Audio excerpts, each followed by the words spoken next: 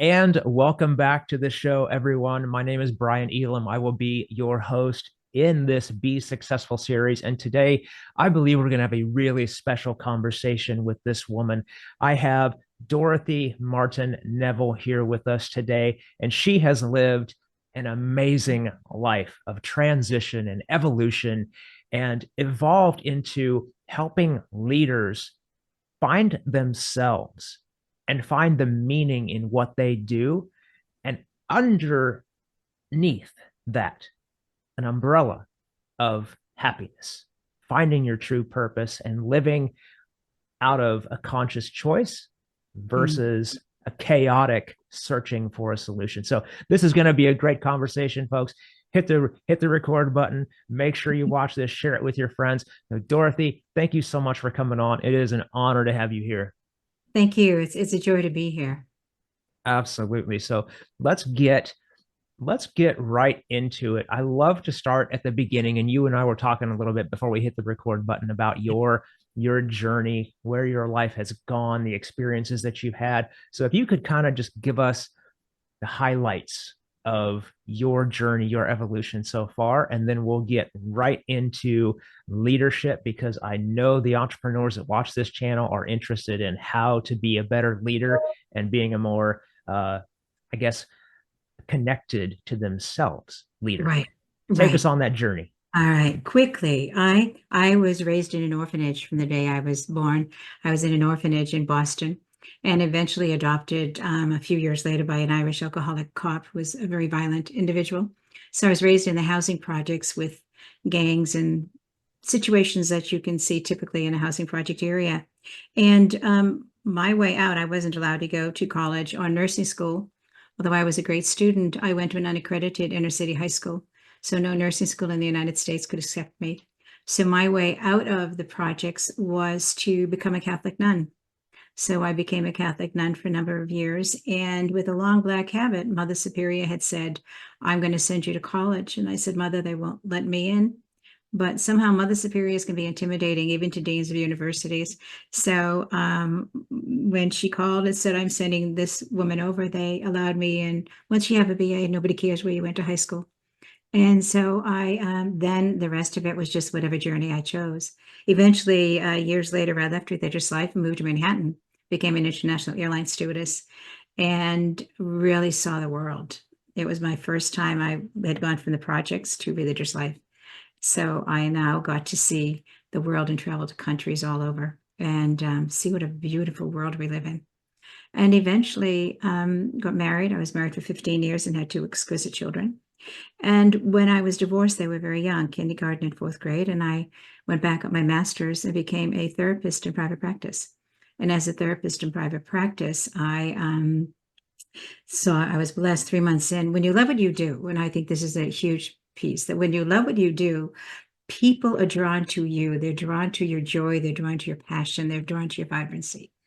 And nobody knew me. So I went in for 3 months. I spoke at every church, every synagogue, every book club, every women's group, every place that would let me speak. I was there just to let people know my message of personal empowerment, personal responsibility to make your life and the world a better place.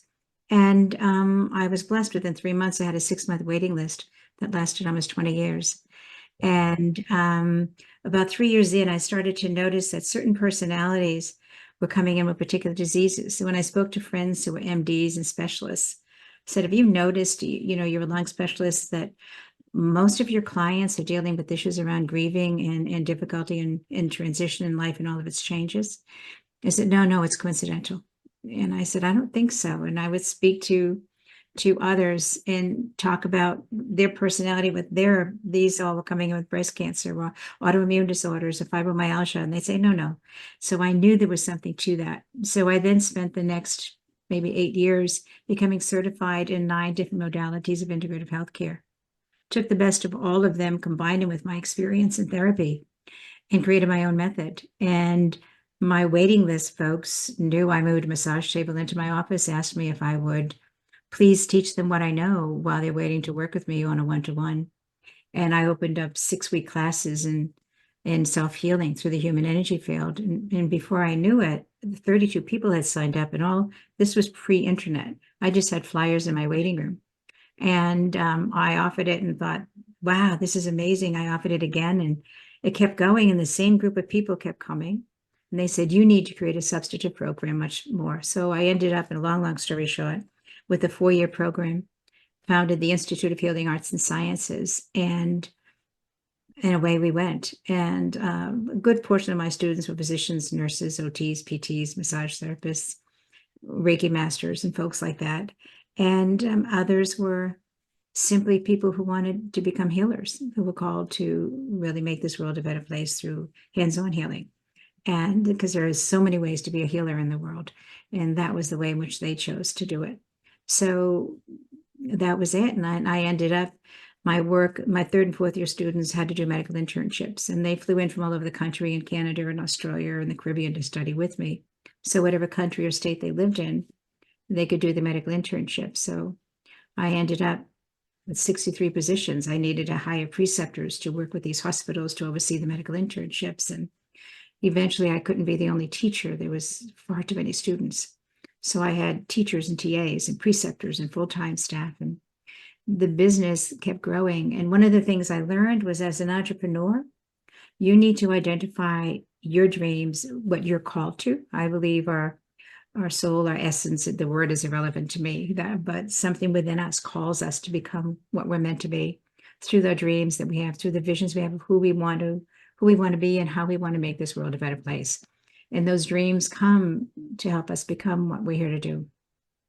And so I did that, and it just got so successful in the hospitals that they now wanted to give me grant funding to research my work with various diseases. And because I had received grant funding from NIH to research my work in my doctoral dissertation. So I opened up a nonprofit so hospitals could give us funding to research my work with Alzheimer's, with sundowning, with other diseases. And you know, when you know where you're going, you're ahead of your dream and you're guiding it.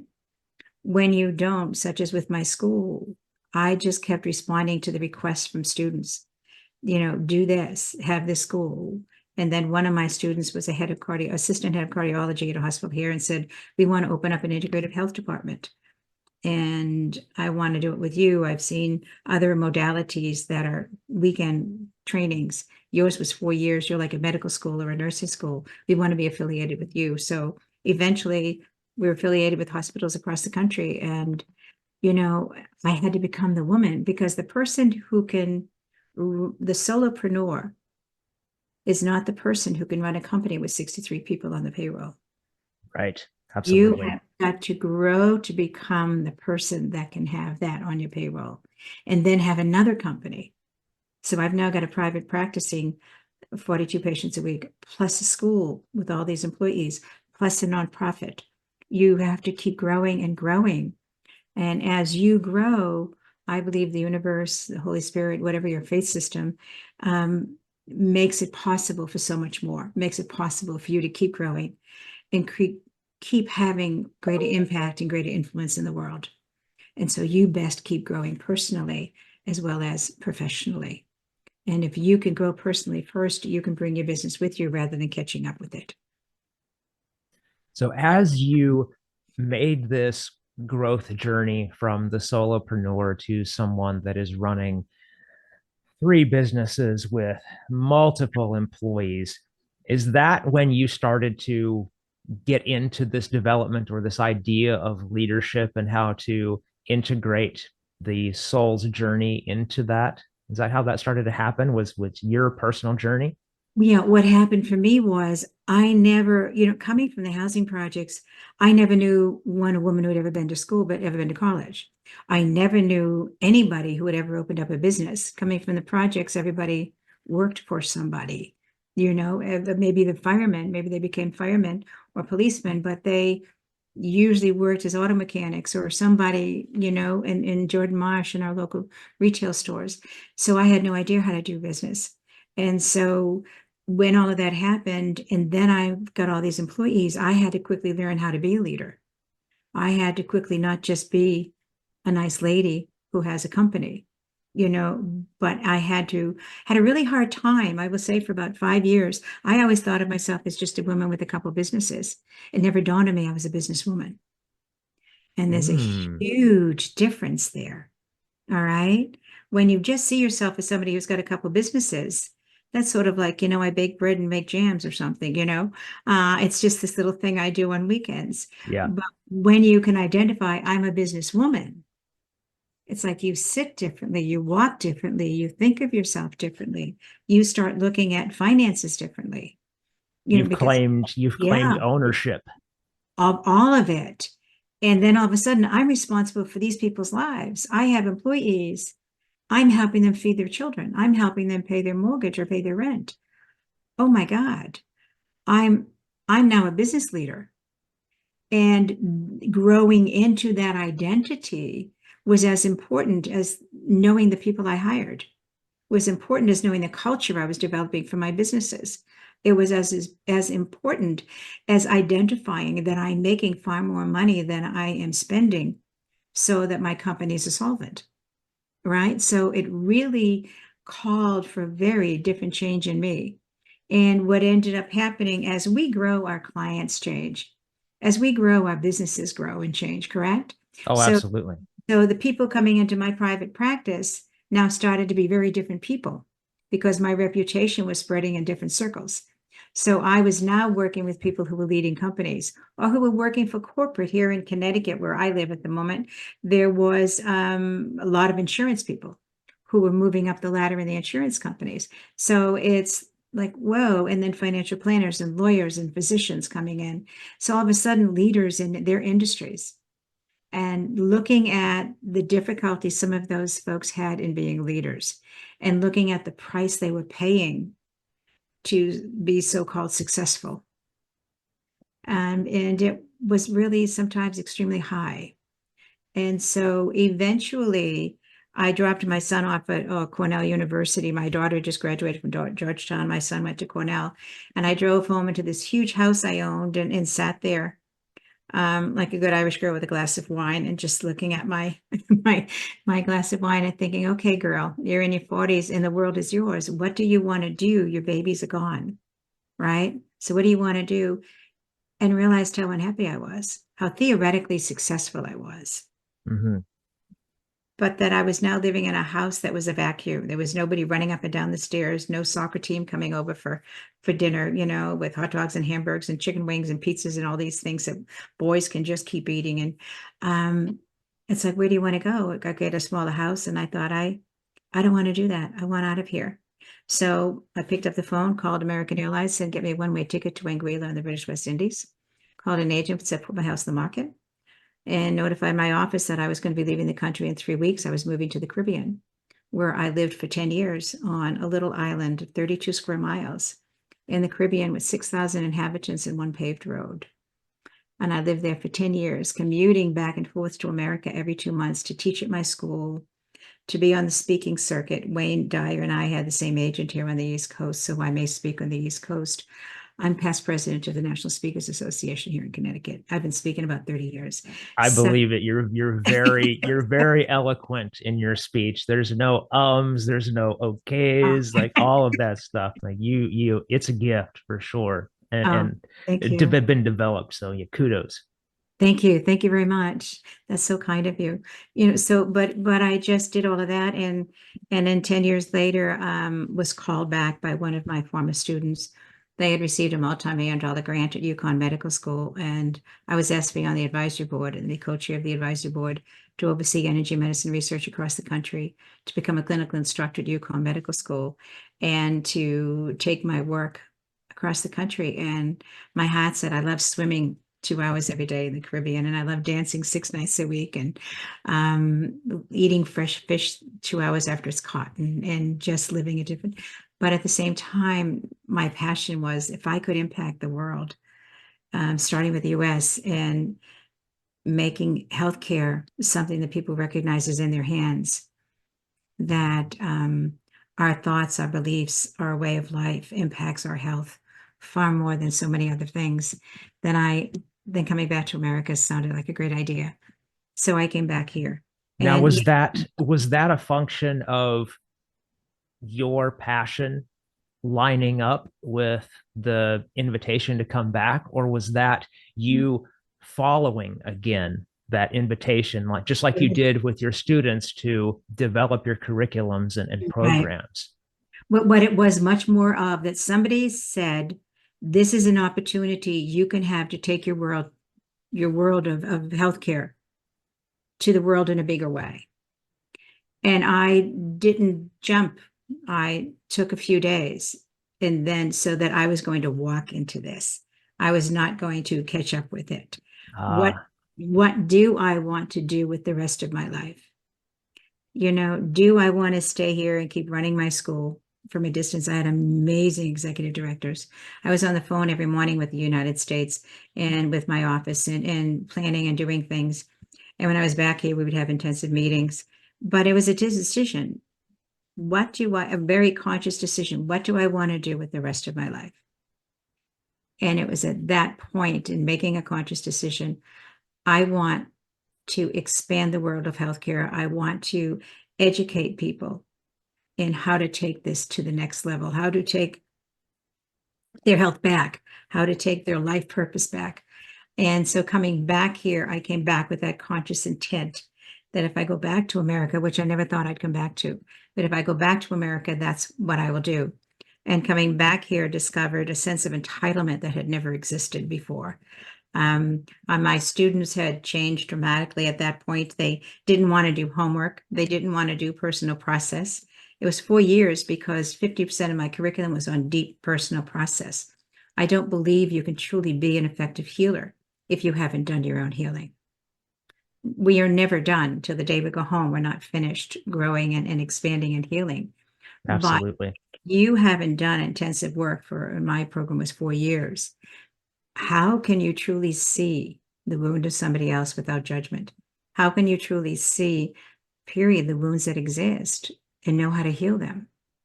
Because the more you have self-awareness, the more you have self-love and understanding of your strengths and your limitations and your vulnerabilities and your wounds and your defenses, the more you have that, the more compassionate and understanding you are for everybody you work with. You're Right? 100% right. 100% right. And it is so hard. You know, you and I were talking before how I was a massage therapist for the previous 10 years. And I found that within my own practice as well. Some people I was able to connect with and truly hold that space for them so easily. But then others were more challenging to Right. me. And I know that it was because of something that is residing still within me. So I completely know and understand what you're saying there is correct. Yeah, yeah. The first year in my program was all about teaching you about your relationship with self. And then the second year of the program is teaching you how all of that within you, the wounds and the strengths and the limits, how do they deal with people with all of those character structures? How do you do that? Because are you comfortable with that person who's not home? Where somebody walks in and they're off in another world and la la land and they're not here with you.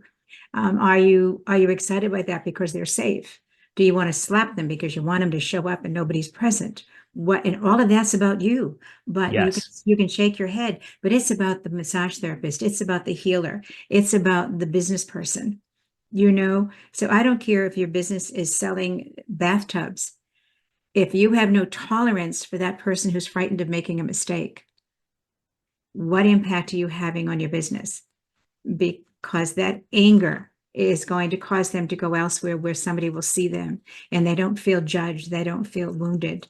And if you've done your work where maybe your mother or your father could make decisions well, and you still have no tolerance for people who can't make decisions. Or maybe your dad was very aggressive and you're terrified of people who are aggressive, and therefore you really can't be with them. You survive your sessions with them emotionally because you can't truly be there with them because you're still terrified of dad. Unless you've done that work, it's going to impact your relationship. And you're going to keep picking partners and folks who remind you of the work you need to do. And if you do the work, you no longer bring those aggressive, angry people in your life, or you no longer bring those indecisive people into your life. And the occasional one that shows up, you have great compassion for, and you're not intimidated by or angry with because you see their humanity. Mm.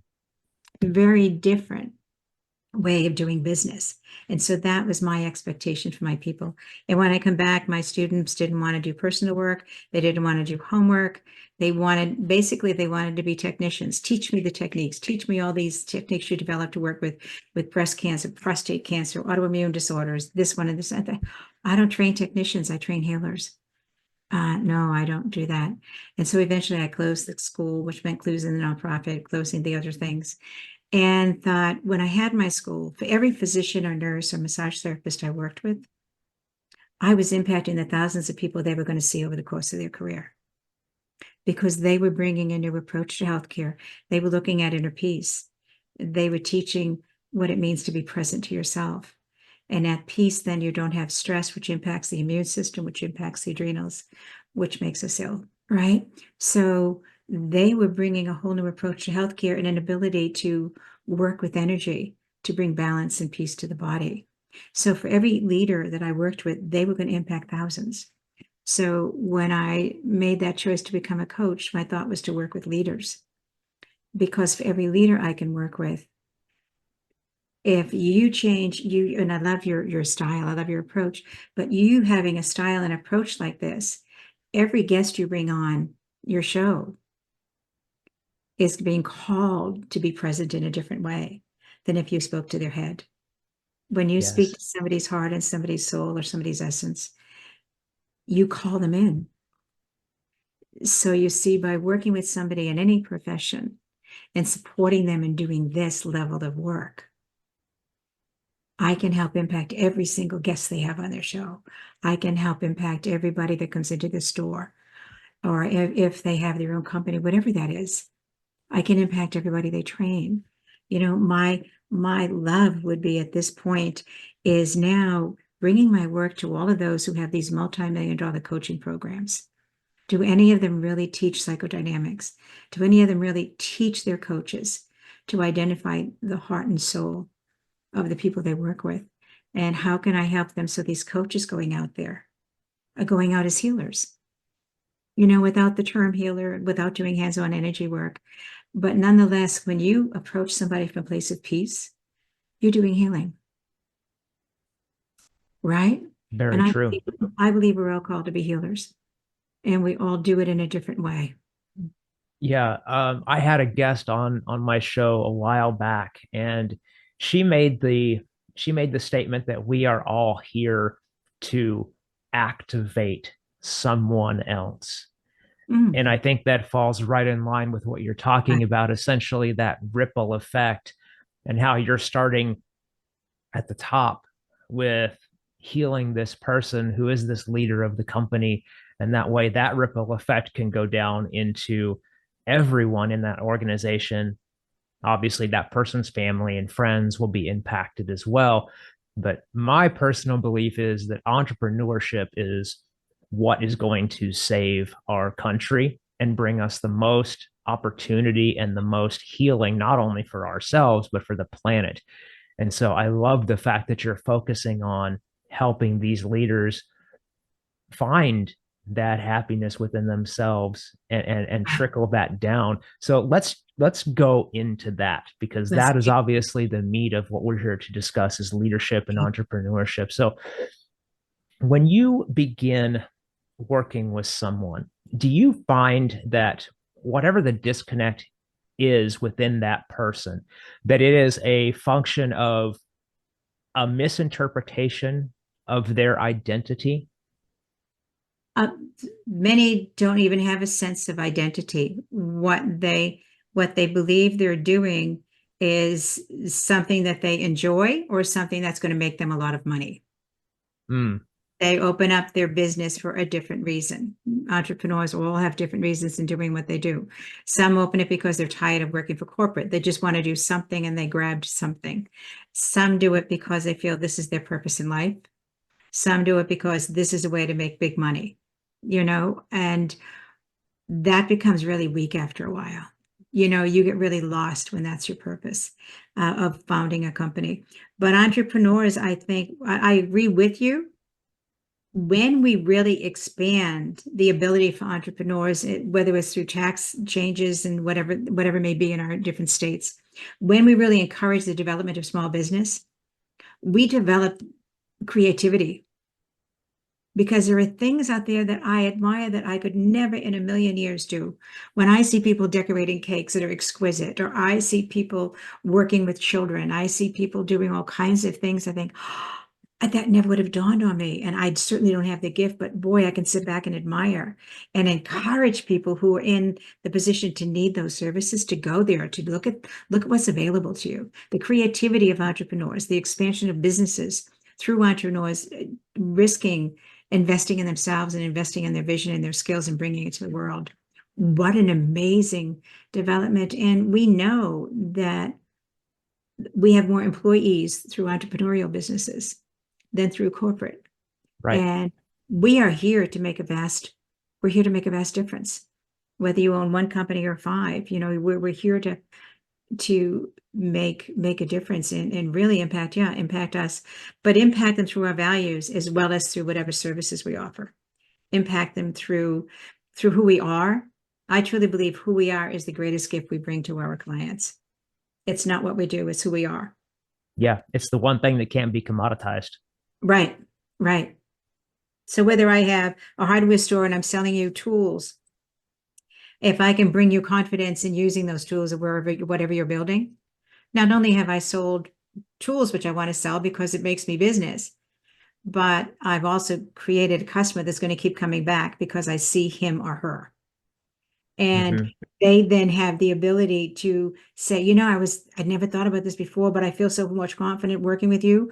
Could you tell me, how do I add on this room? Or how do I do a wood ceiling? How do I bring up something or make a vaulted ceiling? What do I do? And who should I bring in? And architects, and bring in these. And you expand as somebody who owns a hardware store. You start realizing, boy, they're asking me questions. I better speak to architects. I better have an architect I can refer to. I better have a plumber I can refer to. So now your skill set as an entrepreneur develops, but you also become an amazing resource, and you're helping your clients grow and become better at what they do and who they are. And everybody wins. And I think entrepreneurs, we can do that because we've got the power to keep growing and changing and expanding our businesses so that everybody wins in amazing ways we never knew about when we open up that business. If we're willing to keep growing and changing, we have an unlimited ability to have impact and influence. And talking about growth and change, I wanted to touch on something and get your opinion on how important is it when you're working with these leaders to get them to publicly say the things that they are afraid of saying, Such as, such as I, let's see, well, something you could say is like what I said earlier is I believe entrepreneurship is going to save this country, not the politicians. Now, right. there might be some people that disagree with me on that. Okay. And that is not the kind of person that's going to resonate with my values and the energy that I'm trying to put out into this company. So that person would not be attracted to my services because we're not an energetic match. But I am speaking my truth and what I and my company stands for. So I attract the people to me and my company that would be a good fit, that we can help and change. I would say there's two factors to that. Yes, it's so much easier to attract people that match our values, people that match our worldview. It's easier for them and it's easier for us to work with those. But some of those people who may not agree with you, we need corporate, because corporates are really where it's at. Corporate is powerful, and politicians are the most important people in the whole wide world. And they're going to stick with that. God bless them. Let them stick with that if that's their belief system.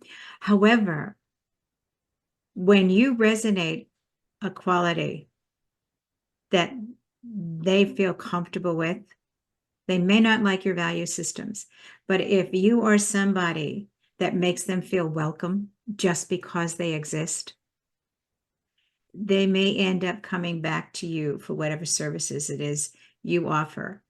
And then that means you start resonating with what you have in common, because there isn't a person out here we don't have something in common with. True. And we just avoid the things that, unless obviously you're a therapist or you can't, or a coach, you can't go avoiding anything, because if you're truly going to help them, you have to confront all of it. But if I have a retail store or I have other kinds of services, I do business planning or accounting, then, unless the product you're selling goes against everything I believe in, then I can't do that. But if the product you're selling is fine with me, I just don't believe in your political thoughts. Well, then, if what I can bring to you is peace through your finances, I can bring trust, you trust me to be supporting you financially, then what happens is we get to impact a much broader group of people.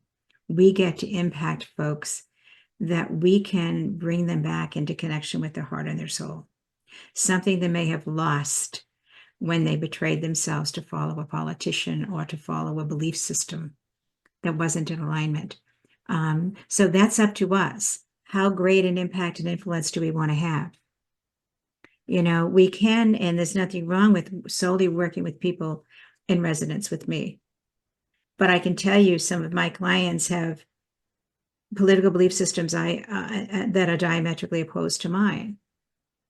We don't discuss politics. In some, it depends on what my services are that I'm providing for them. We don't discuss it because it's not relevant to what I'm working with them on.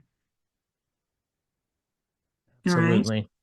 And so there's two things that I wanted to ask you about, given this where we're going down this rabbit hole. What do you feel about niching down? If it's what you're called to do, go for it. I think that niching down can make you considered an expert in a particular arena. And if that's where you choose to be, go for it and give it everything you've got. You better know your audience. You better know where to market. You better know where to show up. You better know where to network. Know that whatever your dream is, know what that is and go for it. And I've seen some that niche down and they love everything they're doing exactly the way they're doing it. And they're serving an audience they want to work with. And I see others who are generalists. And for some, that works beautifully.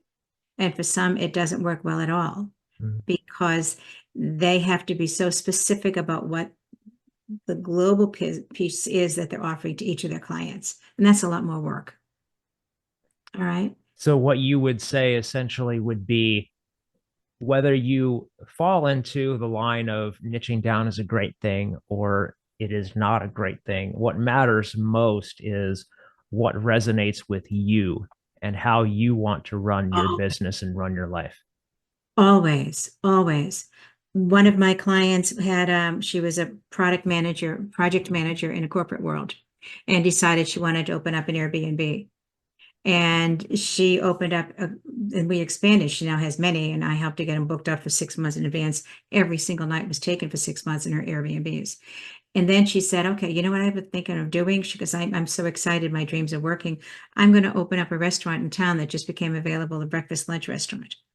Now, she's got very strong opinions politically, very strong opinions about handicapped, working with handicapped folks. And she's got it. And she doesn't ask anybody their faith, their politics, their anything. If they come in and they love her cooking, she loves serving them, right? And it just works for her. Now, nobody's going to feel comfortable in that environment, but getting great political conversations going or getting other types of conversations going, if they're involved in hatred or exclusivity or things in this idea, because she's so absolutely inclusive. Mm-hmm. So what the energy she spreads in her businesses are all about being completely inclusive. And so those who are not comfortable with that energy won't go there. But that's who she's doing. And in doing so, she doesn't care who shows up, because what she's showing you is unconditional love. What she's showing you is complete respect and presence. And if that makes you uncomfortable, you're not going to go back. If no matter what your faith is, whatever your thoughts are, if you feel comfortable in an environment where there's no animosity, where it's just like being in a family home, then you're going to go there to feel like you're part of the family. And you may leave and take your thoughts and your beliefs and your practices elsewhere. But in that context, you're there. Now, if she had a different kind of business, that would be very different, you know? Right. A different type of service, something that would maybe have a chance to lean one way or another or whatever. But like with the idea of having, well, really two of our most basic needs that she's meeting. We need to sleep, to rest and heal, and we need to eat in order to regenerate and have energy. So there's no human alive that doesn't need those things. You're right. You're right. And so it really depends on what is your service and who is it? What's the culture you want to create in your company? Mm-hmm. Right? Because again, we'll just go back and I don't know where that came from, but that example of a hardware store. If I'm only going to serve people in my hardware store who have my political thoughts, you may be in deep doo-doo. All You're not going right. to be building many houses. But if what we talk about in my store is construction, right? Or is keeping your home mugs free or rat free or whatever, roach free, whatever it may be, then we've got a common interest. And when it comes to politics, you just let the subject go by. You don't deal with it because you don't want to discuss it. I don't care where you fall. Let's just keep it around hardware. Let's keep it around this. Then it works. But again, if I'm running an abortion clinic, then there's going to be real definitive stuff that who people I want coming around here and people I don't want coming around here, or whatever the case may be. It's who are you? What are your value systems? What are your belief systems? What impact and influence do you want to have in the world? And if it is niching down, go for it. If it's a broader appeal to bring the energy you choose to walk in to the largest amount of people possible, then that's what you do. Mm-hmm. I'm never one to say there's one right way to do anything. What works for you, because I believe we're all intrinsically holy and good. I believe we're all capable of unconditional love. We don't all choose to do that. We don't all choose those values. But if those are your values, how do you want to live it? Know your values. And for my folks, the first thing I do is, what is your value system? And if you've never thought about it, if you're going to work with me, it's one of the first things we're going to look at. What are your value systems? Because what are the 5 most important values you have in your life? Because if you're not conscious of those, you're going to be betraying them. So what are they? So I can help you live who you truly are. And then what is your dream? What is your vision for your business? What does that look like? Because if we know your values, we know the culture you're going to create in your company. And I use this as an example, but Uber was developed with an idea of making lots of money in 5 years, and then they were going to just get out and do whatever they were going to do. And therefore, somehow, culture wasn't important. And when we don't create a culture in our company, everybody who works for us creates their own. So Mm. there's no consistency, and it may not be the highest vibration, it may not be the highest energies. But if you create a culture based on your values, then you know who to hire.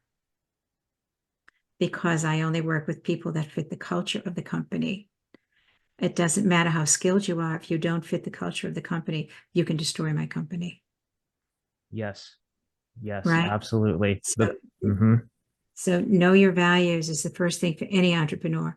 What are the values you want and what's the culture you want?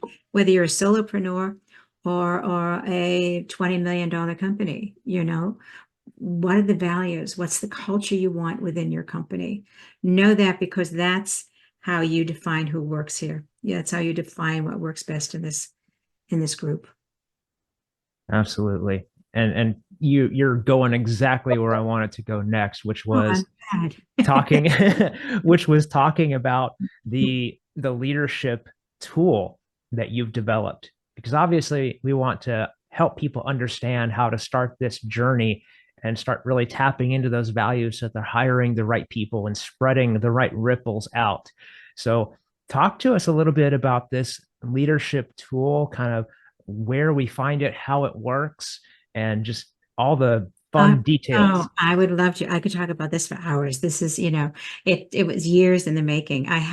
This is leadership self-assessment tool that I had for about 16 years as a PDF, and we completed about a month ago making it in a digital formatting that you can do. You can find it on my website, askdrdorothy.com, ASKDR DOROTHY.com. And what it is it looks at the 5 styles of leadership that I've noticed over my 30 years doing this work. And one is the thought leader. They are immensely creative and they have amazing ideas, creative ideas. And if you have a product you developed, they may come up with 5 different ways that you can use it, 5 different audiences you can appeal to because you can approach it very differently. They're very creative. In their strengths, they are creative, they're very intellectual, they're very artistic, very, very evolved, very thorough. But in their fear, in their vulnerability, they have existential fear.